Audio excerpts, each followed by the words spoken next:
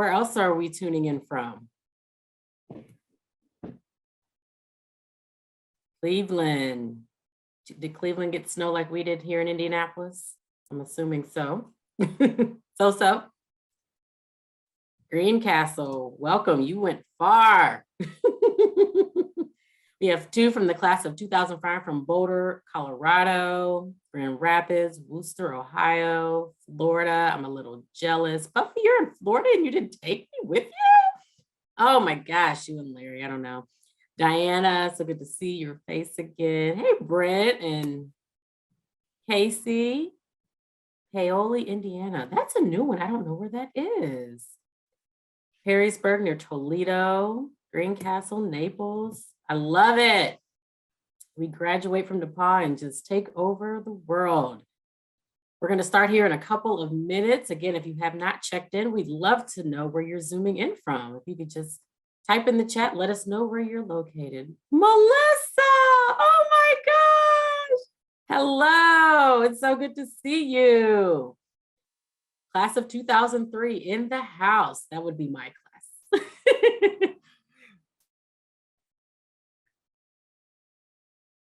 All right, we're going to give it about another minute or 2 to allow additional participants to join us. We also have Miami, Florida, Bloomington, Indiana, Greenville, South Carolina. Thank you for joining us. You are in for a treat. I talked with our guest this evening, and I am elated to hear more about conscious leadership. Jill Ash from, I don't know how to pronounce that, Jill. Is it Encinitas? Am I saying that right? Encinitas, that's right. Encinitas, all right, class of 78. All right, well, we're gonna go ahead and get started with just a couple of housekeeping items. Again, my name is Leslie Williams-Smith, class of 2003. I serve as the Executive Director of Alumni Engagement here at our alma mater, DePauw University.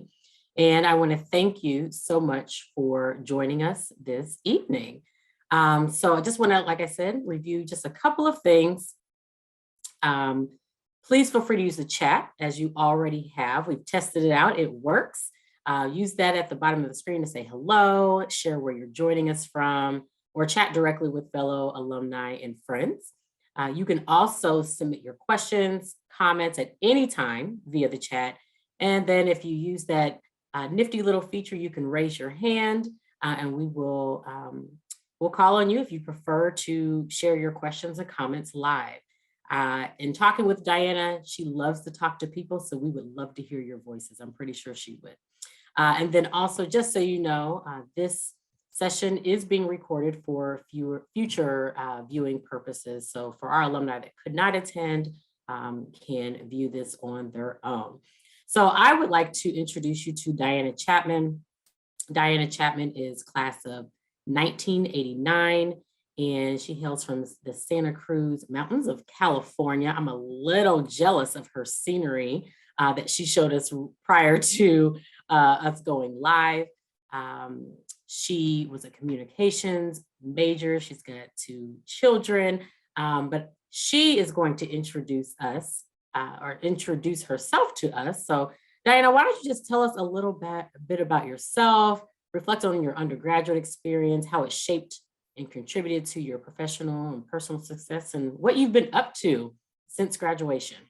Okay, so I am the co-founder of the Conscious Leadership Group. We are an organization that facilitates leadership all around the globe.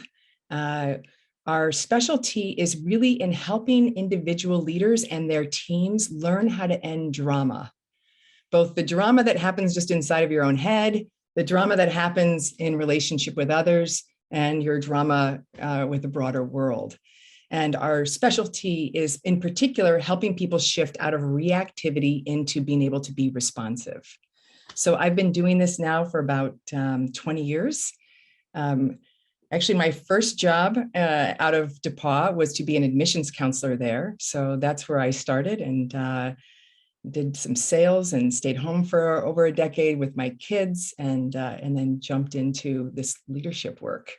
And I would say I'm a very experiential learner. And so my favorite parts of DePauw were outside of the classroom, where I got a lot of experience in being in plays and having my own radio show. And oh my gosh, the winter terms were where I got some of my best experiences. So I'm very grateful for my time there. And I feel like a lot of the skills I got there, I utilize every day at work.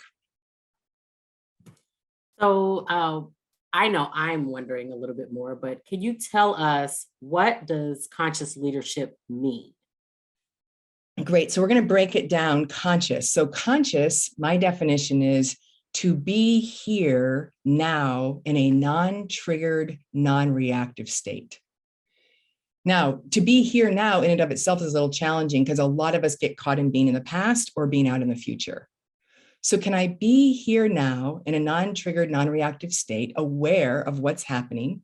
And then leadership is anyone who wants to take responsibility for their influence in the world. So it's be here now in a non-reactive state, taking responsibility for how I'm impacting, influencing those around me. Okay, so this might seem like I'm going off the path here, Diana, but this may seem like a very obvious question, but how do we do that? So it's a matter of being able to start to check in what's going on in my body. Am I aware of actually the intelligence of my body and the sensations that are here? What's happening in my emotional center? Am I available for the emotional intelligence? What's happening through my mind? Can I watch the thoughts in my mind without being attached to them? Can I pay attention to all that while paying attention to what's happening around me? And as we practice this at the beginning, it's a little bit like learning to drive a car, where it's like, wow, I've got rear view mirrors and center mirrors and brakes and gas. And it seems like a lot to pay attention to. But over time, through mindfulness practices and other things, people get to be able to be much more present to what's occurring in here and out there at the same time. So can you give us some examples of, I think you said mindful practices that we could do on our own? Yeah. So the first thing might be to do a practice of just speaking unarguably. So it might sound like, so everybody can just check in and say, what's one sensation you're aware of that's happening in or on the body? So as I tune in, I notice my heart I can feel the pulse of my heart beating here in my chest. So I'm just aware of that. And there's an emotion here of joy and excitement. And then I'm aware of the thoughts that are crossing through my head as I'm talking. So I'm not getting caught up in believing all those thoughts, but I can watch them go by like clouds in the sky. So just being able to notice what's happening in head, heart, and gut, mind, emotions, and body, just that alone is a great mindfulness practice to start to help people get here now. Pretty powerful. That's pretty powerful. So I'm going to kind of shift gears, I think. You talk a little bit about the line. What is the line, and how do you determine if you're above the line, on the line, below the line? Can you kind of define that for us and what that means? Yes, sure. So we use this very simple model, and we say in any given moment, you're either above the line, and if you're above the line, you're open. You're open-minded, open-hearted, open in the body, and you're really interested in learning. I just want to learn. What do I get to learn here that I couldn't learn any other way? So the average person, I believe, can handle about 0 to 4 seconds of being above the line. We're wired to go below the line. We're wired to be defensive, to be reactive, to look out where threats could be. And so when we go below the line, we're going to close. I might close my mind by wanting to be right. I could close my heart or close down my emotional states, or I might contract or tighten up in my body or hold my breath. So in any given moment, one of the number one things we do when we work with people is help them learn how to identify, where am I, above the line or below the line? One is not better or worse than another. And like I said, we're wired to go below the line. So, but we now have the ability to notice, oh, I'm reactive. I can feel myself in some contraction, and I can pause, accept myself for being reactive, and be able to shift if I choose to. And that's what we help people do, is be able to notice and then give them tools to shift. So a clarifying question, being below the line, you mentioned is, what is the word that you said? It's we're programmed to be, or wired. Yeah, wired. Your ego is constantly looking for threats. You know, back in the day, it was like, is there a saber-toothed tiger that's going to come and get me? Or somebody else with a club over there. And so we have this wiring, and it's still here. So even when somebody's looking at me, my mind's going to go, is that a threat? Are you a friend? Are you a foe? We're just wired for looking out for threats, often threats to our security, our control, or our approval. And so that's always happening. And in the chat, I'd love it if you guys would click, there's a document that's put in there, and that document, if you download it there, will give you an understanding of the difference between above and below the line.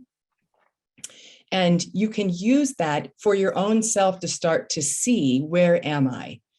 And if you're like me, I think to myself, I say so many of those statements that are below the line throughout the day. I have those behaviors and I have those beliefs. And again, that's not bad or wrong. It's just really helpful to learn, oh, I'm in some sort of a threat right now.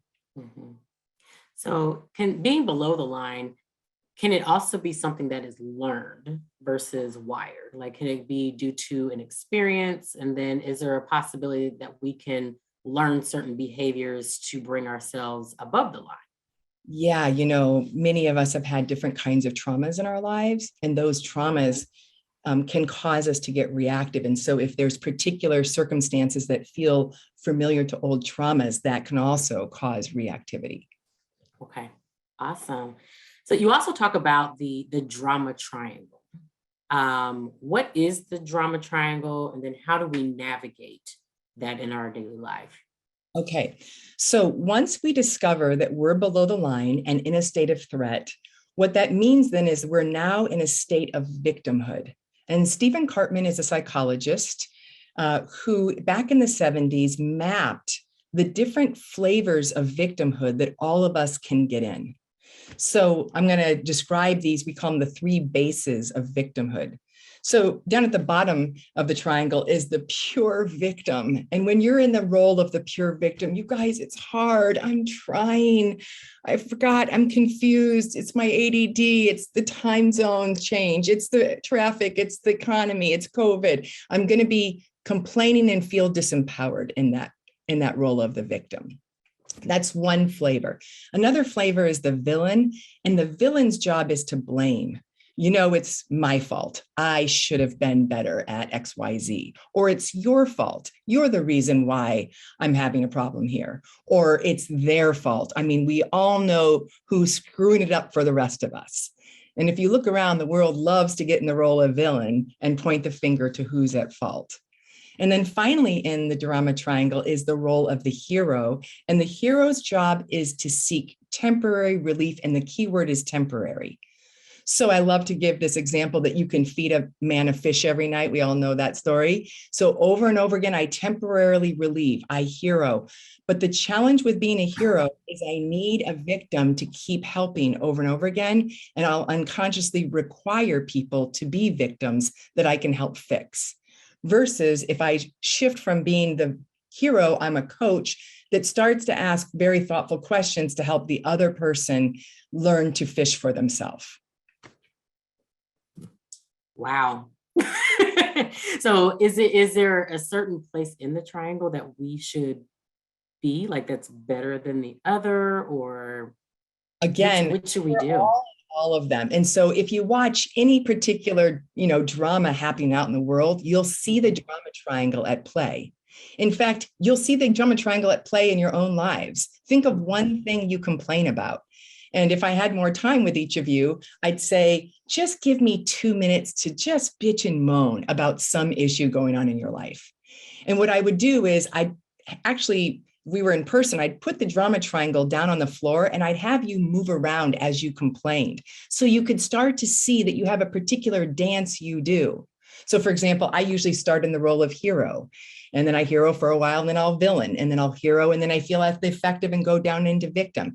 And it's a particular way I've learned to do relationship. And most of us have a certain dance. We all get on all of the bases and we're moving around them. And again, my experience is much of the world spends a good amount of time on the drama triangle. And again, we're just wired for it. But there is an option to shift up above the line and come into the leadership triangle, the conscious leadership triangle, which has a different set of roles that then we can do that will help permanently solve our issues rather than temporarily relieving them over and over. I think I can, well, maybe I can only speak for myself, but I would love to know more about like the permanent way of getting out of that mode. And I know that probably is not something that can happen tonight or by tomorrow. And it's probably a process. Is that correct? It is, but there is one thing, one of my favorite tools that I like to use with clients is something called teach the class. So I go into a company and pretty reliably, one of the core complaints in companies is we have siloed communication problems in our organization. Mm-hmm. And so I'll say, I am just starting my company. And in 5 years, I want to have all the siloed challenges that you guys have. That may sound odd, but I want to learn exactly how to create the same challenge you all have. So teach me the course. How could I organize myself with my colleagues so that we can have siloed issues as well? And so I'll have the team actually pause for a minute and start to think about, if you were a professor teaching a course on siloed communication, what would you tell us all to do? And as people start to think about that, they start to say, oh, I see, this is what I did, and this is what I did. And everybody starts to take responsibility rather than being in victimhood for how they have co-created this experience. It didn't happen to them, it happened by them. So again, if let's just say DePauw says, oh, we didn't meet our admissions numbers this year. And so I would, if I were there, I'd say, teach me a course on how to make sure you don't make your admissions numbers. So then what did all of you do or not do that set that up? So that's one of my favorite shift, I call that a shift move, is to start to teach the course on how have you, to the extent that you have control. Some things are out of our control, but the extent we have control, how are we creating the scene? Okay, so how do we stop blaming others, the client, the coworker, or even ourselves, and start creating better outcomes? So it would be that exact same thing. Instead of blaming, instead of saying you're the fault, let me look at how I have participated. Let me teach the class just even to myself so that I see I have a part to play. Mm-hmm, mm-hmm. So this can be kind of the process that you're explaining. It sounds like it could be tiresome at times. But so how do we keep our energy high and stay deeply connected to our work and our daily life? Well, I think one of the questions is, one thing that's happening, I see a lot in the workplace, is that people are tired. Mm-hmm. There's a lot of burnout. There's a lot of people saying like, gosh, when I get done with my day and I'm come back to be with my family or my loved ones, I don't have as much energy as I'd like. And one of the things that I notice is that when people withhold, they tire themselves out. And there are a couple of different ways we withhold. Let's say a colleague or a friend promised that they would get something done for you and they didn't follow through. You might feel some frustration. If you don't express that frustration, you're going to end up having to hold it back. Mm-hmm. And that little bit of holding back actually takes quite a bit of energy. And so you have to use your energy to hold it back. So when we hold back our emotions or we hold back the thoughts that we have, then we end up putting a lot of attention on that suppression. And especially if you have multiple versions of that going on, it's very tiring. So one of the things I do is I help teams and individuals start revealing versus concealing what's been going on, and they surprised to find out how much energy comes back to them. So candid teams who have a lot of emotional intelligence are usually have much more energy than those who don't. Okay. So can you talk to us a little bit about body intelligence?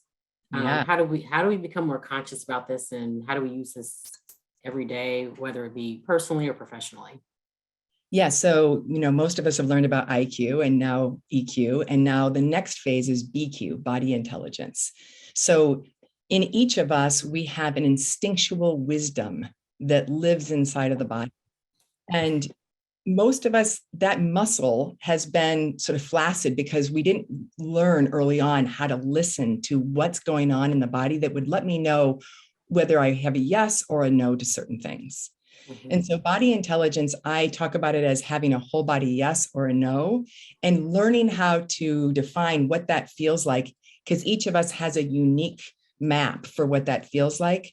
And I have a guided visualization that I put on a website page called wholebodyyes.com.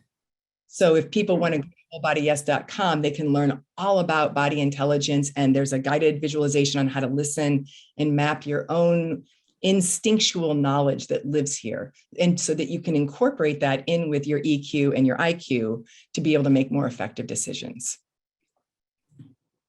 Wow. I can't wait to really go and do some additional research and go to your website and learn more about this. So we talked about being tired. We talked about being below, above the line. The process probably can be uncomfortable, but how do we become comfortable with being uncomfortable during the process? Yeah. So the other day I was with a team and they were complaining that they're not learning and growing enough because people aren't giving each other feedback. So when I went to start to practice with them, one of the things I noticed is there were a couple of folks in the room who were like, I can't say it. I can't give the critical feedback. And the reason was that they weren't willing to be with their own fear that was showing swirling in their bellies. They didn't want to be with the uncomfortable sensations there of feeling scared, especially scared that the other person might have feelings if they told them, the authentic feedback. And so my concern is how much the culture at large is looking to try to just feel good and not let it be okay. I'm uncomfortable sometimes. I get scared. I get angry. I get sad. And could I let those sensations be here in the body?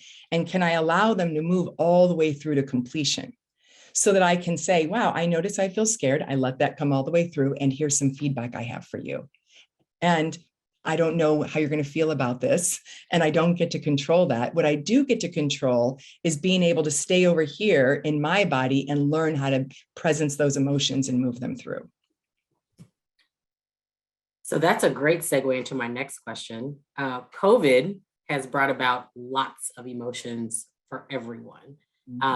There's anger, there's grief, there's sadness, there's excitement, there's the great resignation, there's the home buyer's market being up and down. And I mean, there's just a lot of different emotional things that are going on. So work, home, and social life, it just looks different during COVID. So what's your perspective on the pandemic and how to be a more conscious leader during these difficult times? And then how do we shift or turn the tide? I think one of the most important things is we all had visions about a certain way our lives were going that all stopped when COVID hit. And it's like those visions died. There were deaths that occurred. And in the death, the appropriate emotion is grief, to express our grief. So for many of us, we haven't really learned how to be with that grief and move that all the way through. So, and grief usually shows up in the chest, the narrowing of the throat and behind the eyes. So if you have sensations anywhere in those parts of the body, it's likely that there's grief that still wants to be felt. So letting ourselves go, darn, and letting the body sound and move to feel that all the way through to completion. And then of course, frustration is often there. Something here isn't serving me or my people.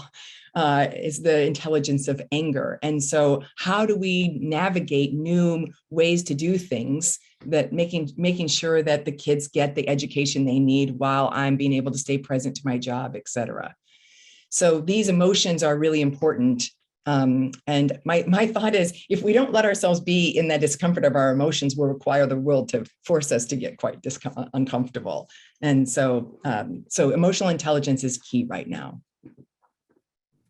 Well, that concludes all of my personal questions. But I would say DePauw has prepared so many leaders, and you are one of them, and everyone on this call I know they're leaders as well.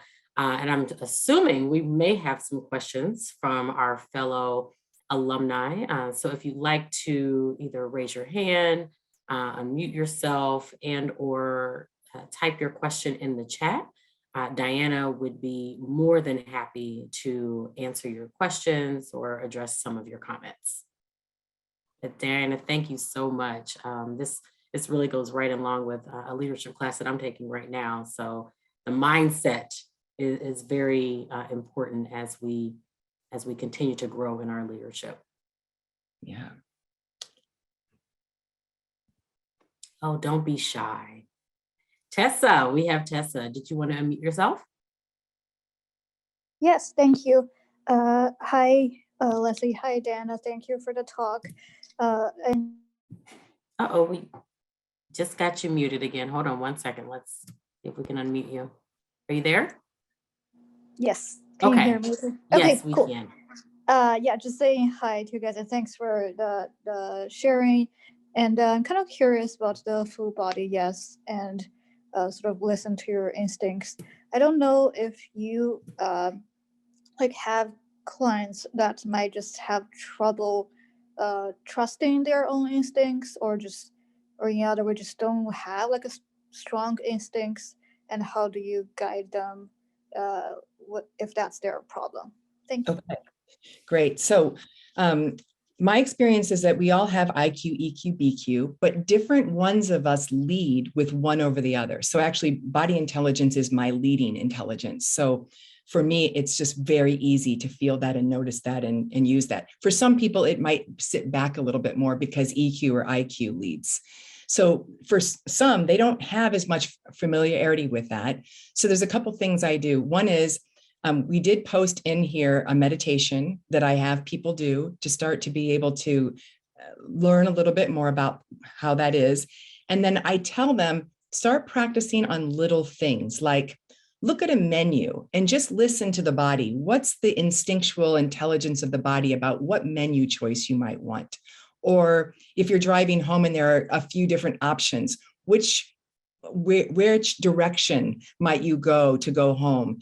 And just listen for easy decisions that don't have a big consequence, and notice how over time you build up trust with that body intelligence so that you can start using it with more difficult decisions. And what I love about body intelligence is it's kind of like a dog that sniffs. You know, it's like, I know there's something down in the ground. I know I should dig right there. I can't tell you what it is or why that's there, but I just know to dig, and then you're going to find something. And that's how body intelligence is. And for those leaders who lead more instinctually, they can get into tensions with other leaders who say, wait, I need the data. I want to understand intellectually why we should go this route. And so you have to learn about what your colleagues' styles are and learn how to honor the different unique versions of that and trust those instinctual ones when they don't have data to give you. Thank you, very helpful. You're welcome. Thank you for your question, Tessa. Any additional questions? Who has a question?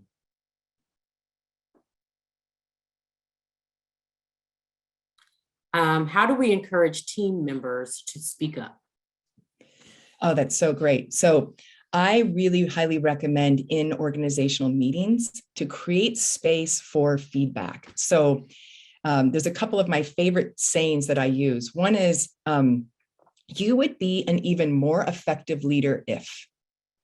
And so you might go around the room and everybody gets to pick one person in the room. So Leslie, if you and I were colleagues, I'd say, Leslie, you would be an even more effective leader if, and I'd fill in the blank. Another phrase I like to use is, I would trust you even more if, is another one. And just those two statements can allow people to start to feel safer, to start to give feedback. Another one I like to do if we are having a meeting is, this meeting would have been more effective if, because a lot of organizations are struggling with ineffective meetings. And so how can we start to give enough feedback, these meetings improve and improve, so that we find that our meetings are much more valuable. So taking time out and inviting everybody to go around in a circle, and you have to pick one person, and the person who gets the feedback, their job is simply to say, thank you so much. Because we know as we move into a world that's moving faster, teams that get the most feedback to learn and grow are going to win the game. And so I spend a lot of time, how do we create feedback-rich environments? What additional questions do we have? We have a hand raised, Melissa. Hi, so I'm Melissa Capellan. Nice to meet you. Hi, everybody. And I'm wrapping up a graduate program at Columbia Teachers College that all we're doing, we're talking about adult learning and leadership. So that's what our focus is. And so my project that I'm working on, I'm kind of stuck. And I think this was going to help me really figure out what direction to go. So I'm thinking about like mid-level managers and senior level managers who are pointing the finger at each other. Right. And what do you do when that happens? Do you put them in the room together? Do you break them off separately and talk to them in silos? What would you recommend? Yeah, this happens a lot. So I do both. Sometimes I'll take them separately. So I'll take the mid-level managers and I'll say, mid-level managers, first of all, I might get them on the drama triangle. I just want you to bitch and moan about those other managers. And let's hear your opinions about that. And then I'll have them recognize, oh, we are in the drama triangle. We aren't yet taking responsibility. So I might then have them teach the class.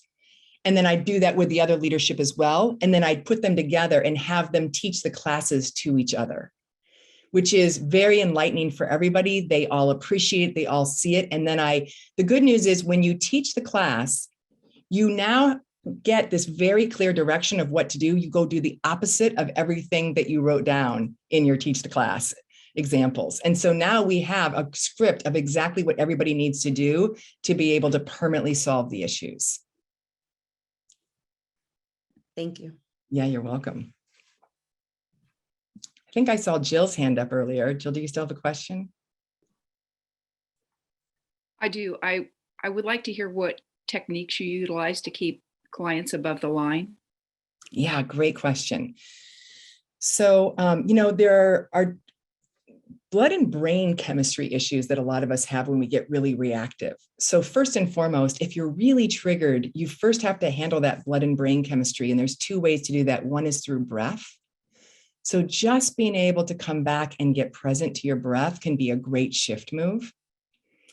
And there's particular breathing exercises that we offer on our website at conscious.is. We have a huge library full of resources, so you can go there to learn more.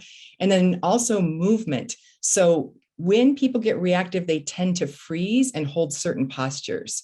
So being able to move your body in different ways, even nobody has to see it, you can start moving your feet in different ways, starts to help relax the system. So blood and brain chemistry, you always want to make sure that's handled first. A couple of other shift moves that I love. One is separate out fact from story. A lot of us don't separate those out. So what are the facts? And then what are all the stories that you make up about the facts? And can you recognize that the facts, if you really look, the facts themselves without any story do not cause you upset. It is your stories about the facts that are the cause of your reactivity. And you have choice about then questioning your stories to question your reactivity. So that's a very popular one that people like. And then another one that I use a lot is helping people just specifically go see how the opposite of your story is at least as true. So you guys should have shouldn't have oversold the product to our clients.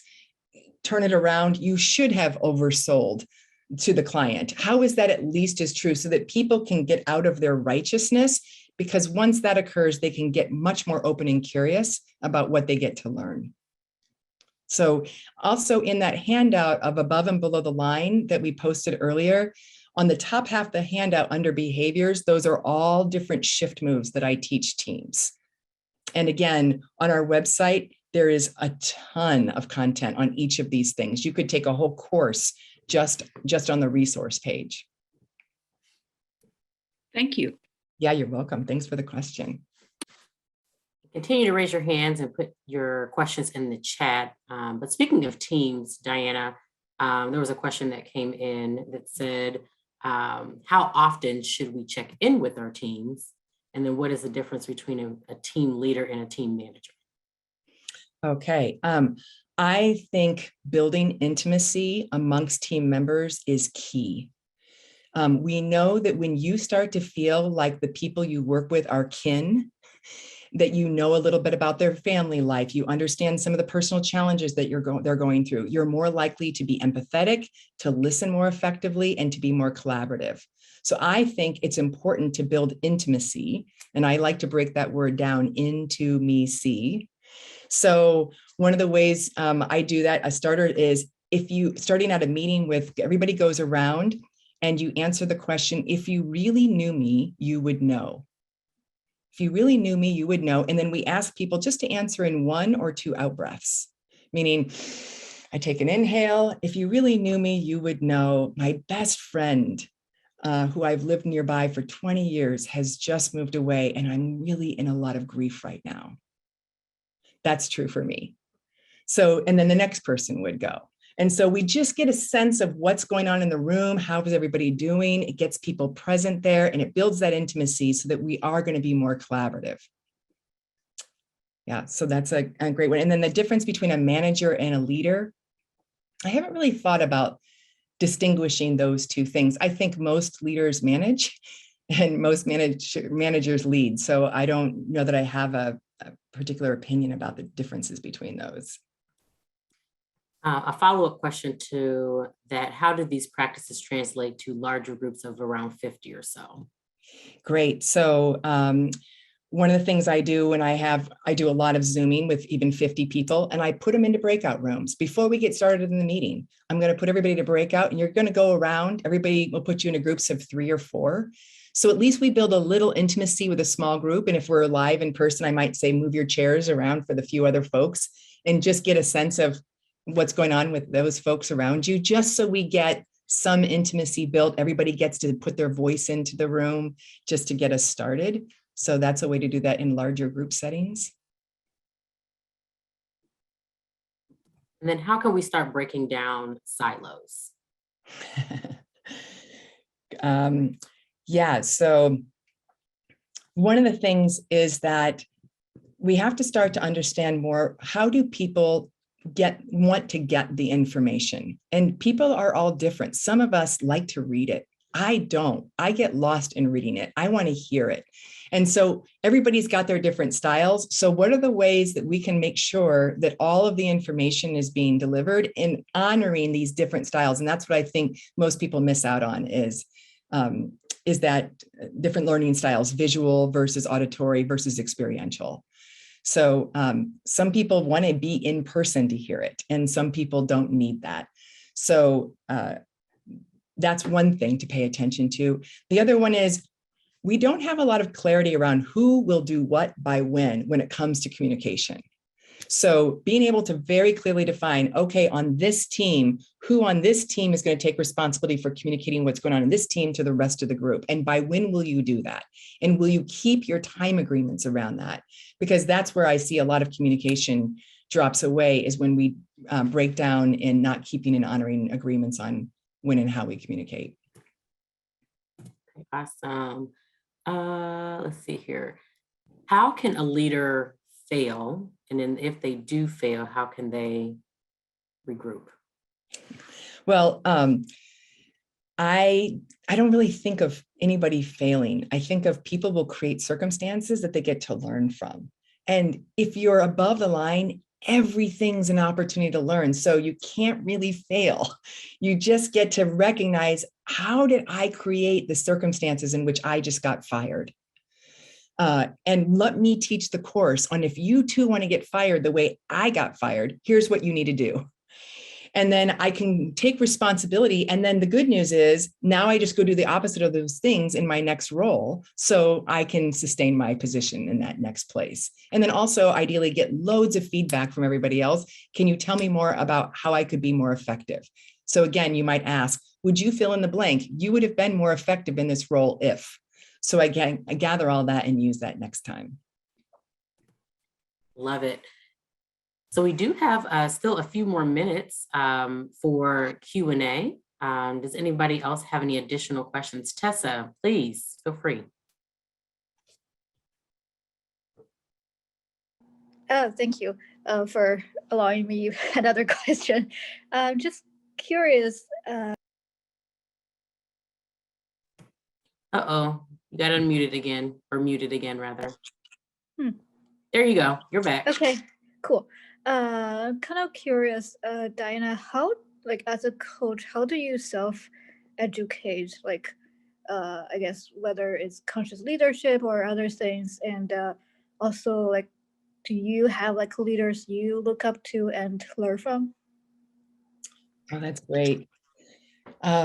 Yes. So as a coach, it's my job to keep on my edge around the newest, latest and greatest science and experiential things people are doing. And so, back in the day, we didn't have the internet. So I was traveling all around the country, training with lots of different mentors and teachers. And thank goodness now there's so much we can get access to on the internet. So who are some of my favorite leaders? Are you talking about leaders in the coaching space that I'm mentors for me who I look up to, or leaders in the business world? Maybe both, if you can share. Sure. Well, I'm a really big fan of a model called the Enneagram. And if you don't know about Enneagram, I'm going to highly recommend you check it out. It is a 3,000-year-old system that maps the territory for how human beings get reactive and leave the present moment. There are 9 different types of styles, and we are one of those 9 types. And boy, oh boy, you will learn so much about yourself through this model. I really like the EnneagramInstitute.com. And Russ Hudson there, who leads that organization, he is one of my mentors. I've learned a lot from him.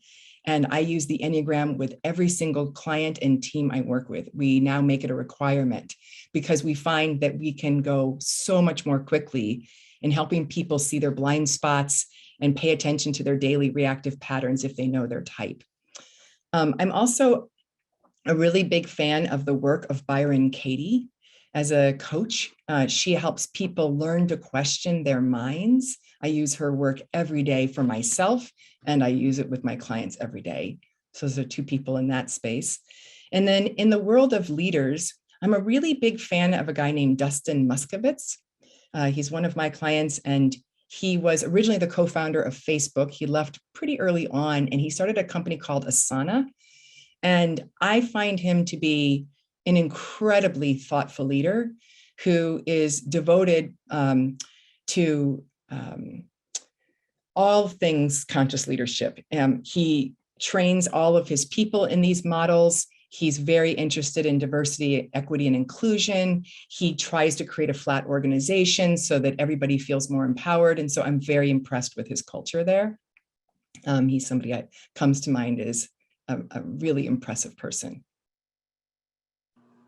Thank you. Could you say the second name again? Dustin Moskovitz, that one, or Byron Katie? Oh, Byron Katie. Okay. Byron Katie. Yeah, and you can find out more about her at thework.com. Thank you. You're welcome. I will say that our alumni find you very impressive as well, Diana. They are speaking of your brilliance and would love to know how or what made you choose this career? And could you just share a little bit more about your story about how you co-founded the Conscious Leadership Group? Yeah, my husband's brother-in-law was CEO of a major corporation back in the day, and he gifted Matt and I some money. And he said, you can do whatever you want with this money, but I'd highly recommend you go out to a training in California with a couple called Gay and Katie Hendricks. And we went out there and it changed my life. It was like, that was 25 years ago. And I felt like somebody turned some lights on in here that I didn't know that were turned off. And I decided, I remember almost the very first time I went, I thought, I want to spend the rest of my life getting these tools out to the rest of the world because they were so helpful to me. And so a lot of our work comes from the Hendricks Institute. And we have taken their work and really made it palpable for the business community. That is our specialty at the Conscious Leadership Group. And we started about 10 years ago. I'd been doing a lot of this work prior to that on my own, but came into business with my partners. And we wrote the book, The 15 Commitments of Conscious Leadership, that came out 7 years ago. And this book has really helped us take off. And so all the tools and the things I talk about are all in this book. And so that's really the thing that launched CLG out into the world. So speaking of books, our alumni also have asked, do you have any additional book recommendations? Oh, leadership. Gosh, that's a great idea. Yeah. Well, there are some fantastic books on the Enneagram, which I highly recommend. One is called The 9 Types of Leadership by Beatrice Chestnut. I think it's a fantastic book to learn about your type and learn about how your type deals with other types in the business world. That's a great one. I also, what's another good leadership book? Well, I'm a big fan of, this may sound odd, but I'm a really big fan of Getting Things Done. It's a book all about how do you live your life in integrity by David Allen. And all of the leaders that I see who are most powerful and effective are using that model. So Getting Things Done is a fantastic book for structure and organization, so you can flow more creativity through your life while keeping your mind calm like a flat, placid lake. He talks about having your mind like water so that you're in high states of creativity. So that's another one I really enjoy. And in our website in the resources section, we have a whole list of favorite books. And we also have a big resource at the back of this book. I have a whole bunch of my favorites back here. Yeah. So how can we start our day above the line? Are there things that we can do to start above the line? Yeah, all of my clients, if they want to work with me, 10 minutes a day on the cushion as you get your day started, 10 minutes of meditation. So, and meditation is a practice of notice, allow. I want a very traditional meditation practice, notice, allow. They can use the free app, Insight Timer is a great one to use. They can also get trained in meditation using an app like Headspace. And so, but that's a way to get started is, can I just come into presence, notice, allow, so that I can use that mindset throughout the day and interrupt my reactivity. And then on the other bookend, what about at night? Well, there's a lot of research actually that talks about gratitude practices and how much those help. So I have a gratitude practice. I have a little gratitude journal I use every night. And also ask me the question of how could today have been better, so that I get to start to take a look at ways I could make my life more exquisite by catching those places where I could improve. Awesome. This hour has gone by so quickly. I feel like I could stay on here all night with you, Diana. But we do have about 5 more minutes if you'd like to ask any additional questions. Is there anything else that you would like to share, Diana, before we depart? I have a question. How can our alumni stay in contact with you if they would love to talk more? Yeah, Diana at conscious.is is my email address. Feel free to reach out. Another thing that we write about in our book that I work a lot with leaders on is something called your zone of genius. What is your zone of genius? And your zone of genius is When you're in that state, it's like time and space go away. You feel like you're in a flow state. You would happily do this. Most like doing this right now, it feels like my zone of genius. I would do this for free all day long. Time and space go away. I can forget to eat. It's just something that, and it's probably something that was there from the very beginning. If you ask my parents, who I think are on, they would tell you she was talking from the very beginning. As soon as she came out, she was talking away. And so it's easy. And so one of the things I hope is that you're going to create a life in which 50% of the time, each day, you're in your zone of genius. That would be ideal. Even 70 would be fantastic. But I find a lot of leaders get caught in their zone of excellence. They're very good at it. They know they're good at it, but it doesn't have that same time and space go away. There is a cost. They wouldn't do it for free. They do it because they get paid for it or people appreciate them. But learning how to define your zone of genius, I think, is a very valuable practice for everybody to do. And we talk about it in the book. And the other great leadership book I love is The Big Leap by Gay Hendricks.